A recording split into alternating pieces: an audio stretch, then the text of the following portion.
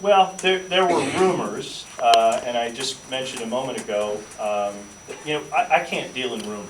And so what I always try to do when I hear rumors is get to the bottom of them. I did the best I could in that environment, and that's really all I can say is I went through an evaluation process and tried to get to the bottom, eliminate rumors, because rumors don't serve anybody well. Todd, sorry, Gary. I'm Gary. By letting go of Todd now, his contract states, I think he's due $2.4 million. Is there haggling over anything, or are you just going to pay him that 2.4?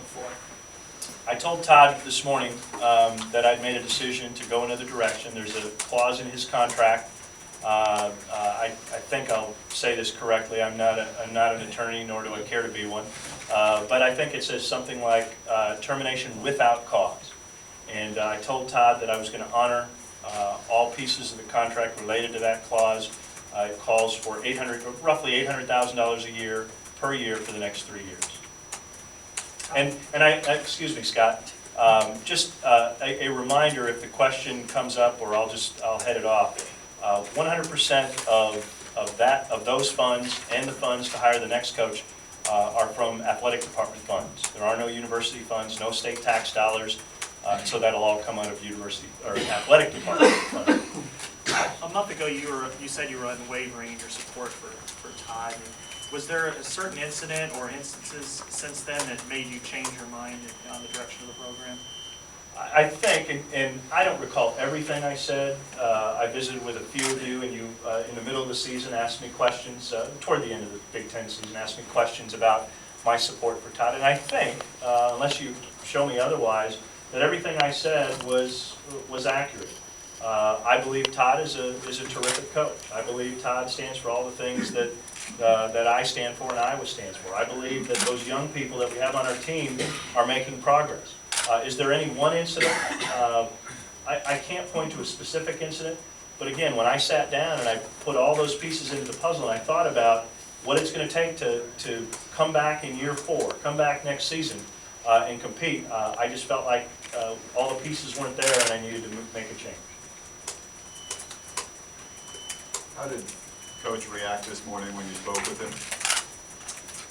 Well, the quick answer is he acted professionally, like he has, in any endeavor we've undertaken or any discussion we've had.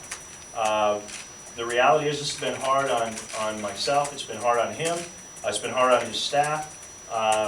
He was a consummate professional, but obviously both of us were. It was just a difficult conversation, but he handled it, as you might imagine, in a professional way. Jerry, with how the team finished those last 2 games, 27 and 35-point losses, is that just part of a buildup that you started to look at and it just kind of added to it?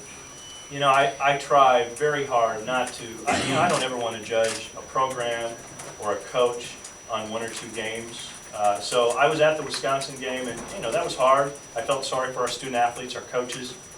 So the honest answer is I didn't make a decision based on those 2 games because I never want to make a decision on a couple of games.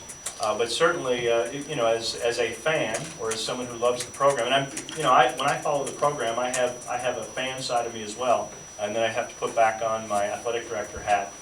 So no, it wasn't based on 2 games, but everything is considered part of the equation.